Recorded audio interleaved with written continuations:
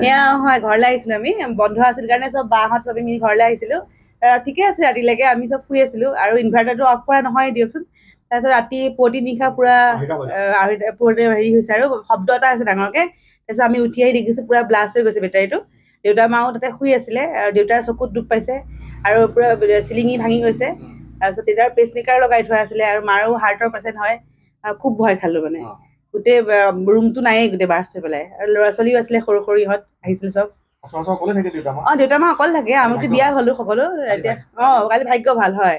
আমি নথকা হলেতো একো কৰিবও নোৱাৰিলেহেঁতেন নিজে ইনভাৰ্টাৰ চুইচ অফ কৰিলেহেঁতেন এতিয়া আমি আছিলোঁ কাৰণে খা হ'ল আৰু আমি চুইচটো অফ কৰি দিলোঁ লগে লগে আৰু মোৰ ভাগিনটো আছিলে সিয়ে মই মেইন চুইচ অফ কৰিলোঁ তাৰপিছতে অফ কৰি পেলাই তেতিয়াহে হেৰি হৈছে আৰু পুৰা জুই জ্বলি গৈছে মেচিনটোৰ পৰা বাৰ্ষ্ট হোৱাৰ পিছতো মানে মেচিনটো চলি আছে বাৰু কিন্তু পুৰা জুই জ্বলি গৈছে তাৰপিছত আমি প্লাগ